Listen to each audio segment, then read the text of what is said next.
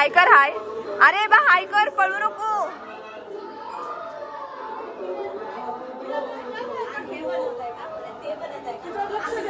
नमस्कार, मी स्वप्नाली. तुम्हा सर्वांचं माझ्या व्हिडिओमध्ये स्वागत करते. तर आज आमच्या घरी ग्रामदैवत पद्मावती माता आणि कुलदैवत खंडोबा यांची पूजा आहे. तर त्या पूजेनिमित्त मी हा व्हिडिओ बनवत आहे. म्हटलं तुमच्यासोबत हा व्हिडिओ शेअर करावा, कारण की अर्थात म्हणजे जे भक्तिमय वातावरण असतं, पूजेचं जे वातावरण असतं किंवा जी गाणी वाजतात किंवा पूजेची तयारी असो, ॲक्च्युली केमऱ्या खूप त्रास देतात. तर हे सर्व काही मला तुमच्यासोबत शेअर करायचं आहे, म्हणून मी हा व्लॉग करते. आणि तसं म्हटलं ना तर मला ना मुंबईला काही सुचत नाही, पण मला गावी आल्यावर इतके कंटेंट सुचतात की असं होतं अरे हे करू ते करू.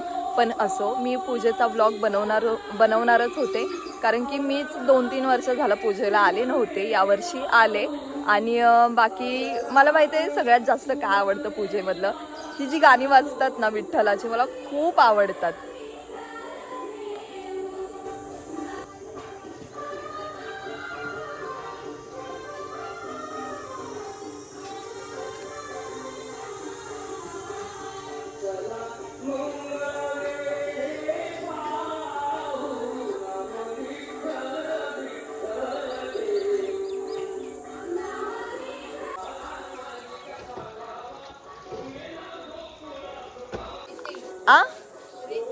ओके, तर ती मला तिकडून सांगते की काय बोलायचं.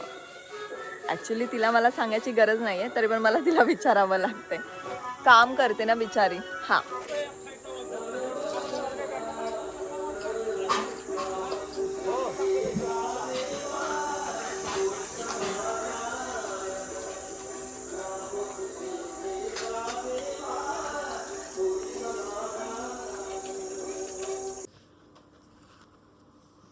आता काय याची शूटिंग बनवतेच आहे.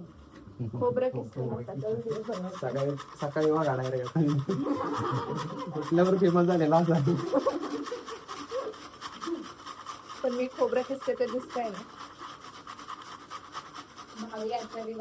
येस.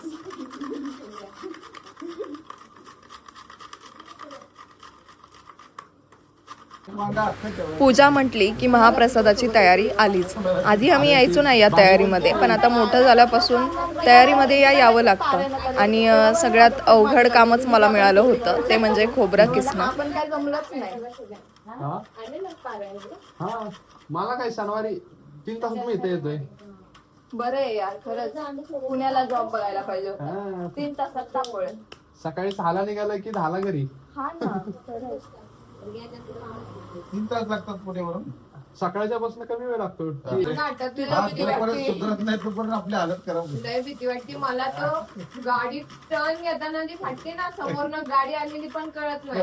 एवढे मला प्रश्न फक्त एवढेशे रस्ते दिसतात. बस एवढ्यातून जाते, मग ती जागा केवढीशी शिल्लक राहते.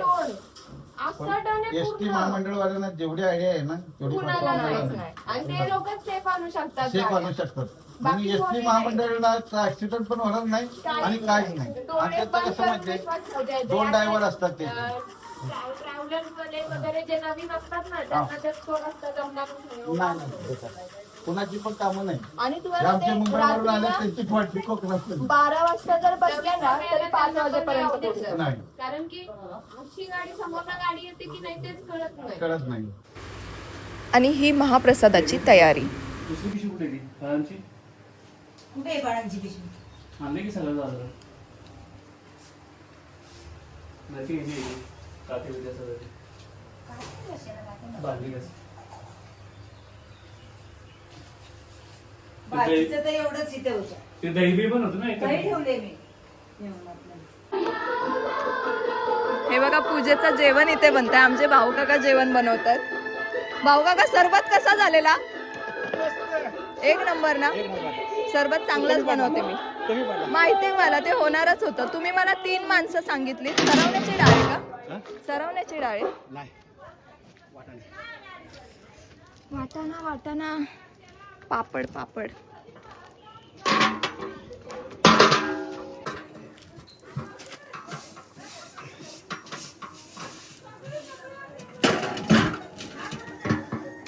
ही पूजा आपली ग्रामदैवत पद्मावती माता आणि खंडोबाची असते ना.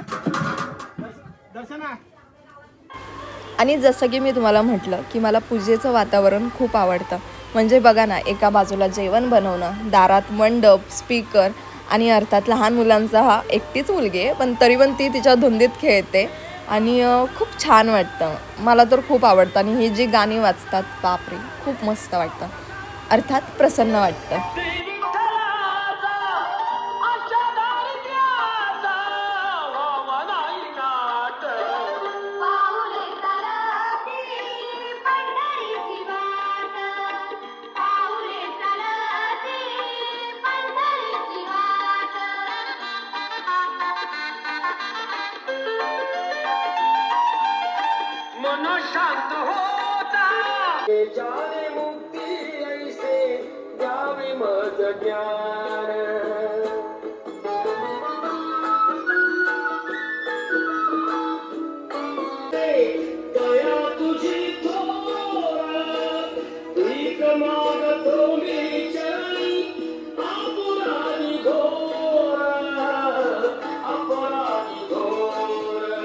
पडशील.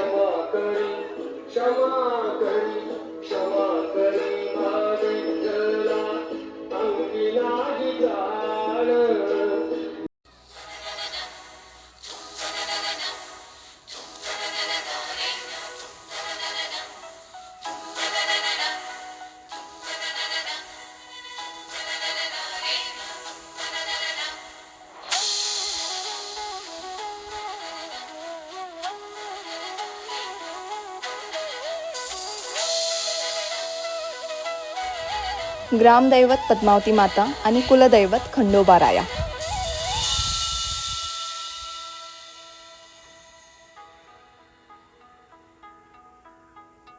दुर्गे दुर्घट भारी तुझ विण संसारी अनाथ नाथे अंबे करुणा विस्तारी. आणि अजून एक सांगायचं राहिलं, मला रांगोळी काढायला प्रचंड आवडतं. म्हणजे पूजेमध्ये तरी ना मला रांगोळी काढायला खूप आवडते कारण की घर सजवायला मिळतं आणि रांगोळीने घर इतकं मस्त सजलेलं दिसतं ना, खूप भारी.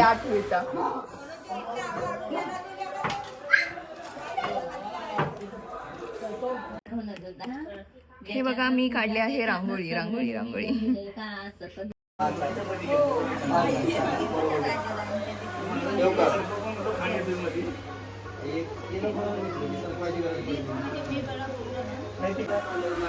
आणि रांगोळीने सजलेली आमची ही पडवी.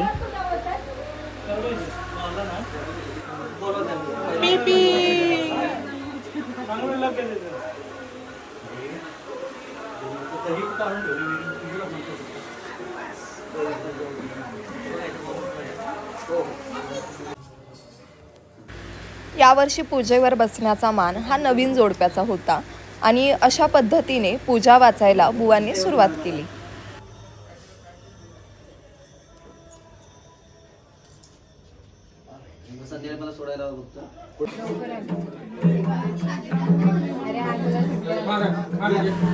आता पूजा वाचतानाचा व्हिडिओ काढायला मी विसरले. त्यानंतर मग पूजा वाचून झाल्यावरती आरतीची तयारी सुरू झाली आणि गावातले भावकीतले सर्व लोक आरतीसाठी जमा झाले.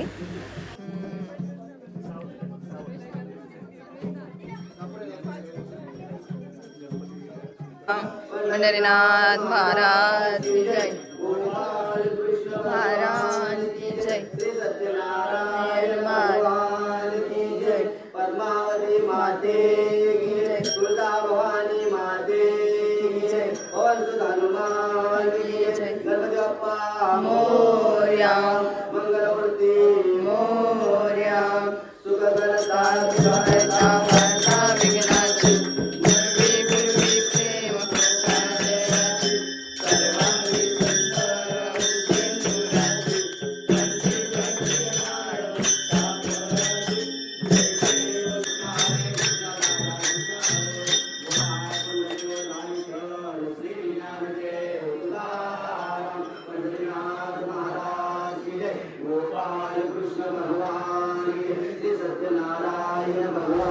पूजेमधील सर्वात महत्त्वाच्या गोष्टींपैकी एक म्हणजे हा प्रसाद, जो की खूप मस्त लागतो. वा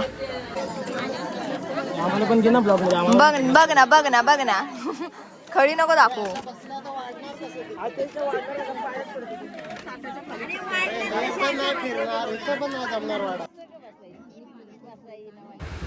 आता वळूया पूजेच्या महाप्रसादाकडे, अर्थात डाळ, भाजी, भात आणि सोबत लाडू, पापड. खूप छान वाटतं. हे जेवणच खूप भारी वाटतं. म्हणजे या जेवणाची चव कुठेच नसते. आणि आपण जर हे असं घरी जरी जेवण बनवलं तरी ती जी पूजेच्या महाप्रसादामध्ये चव असते ती चव घरच्या जेवणामध्ये देखील नसते. आणि तुम्हाला माहिती आहे, लहानपणी आम्ही पूजा अटेंड करायचो ते फक्त जेवणासाठी. आणि जिथे जेवण नसायचं तिथे मग फक्त प्रसाद घेऊन घरी यायचो. पण मोस्टली जेवणासाठीच आम्ही पूजा अटेंड करायचो, मी आणि माझ्या मैत्रिणी. चला, पूजा वाचून झाली, आरती झाली, जेवण झालं आणि आता सुरुवात झाली ती खंडोबा रायाच्या गोंधळाला.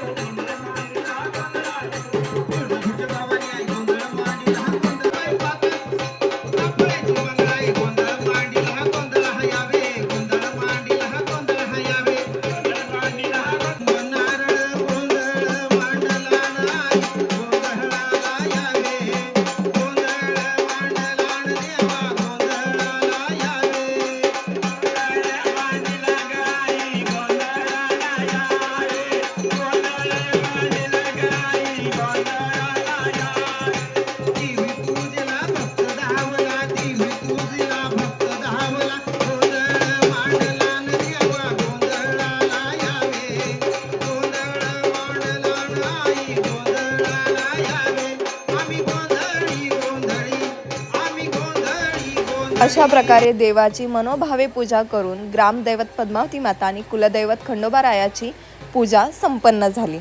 बाकी माझा व्लॉग कसा वाटला ते नक्की सांगा. धन्यवाद.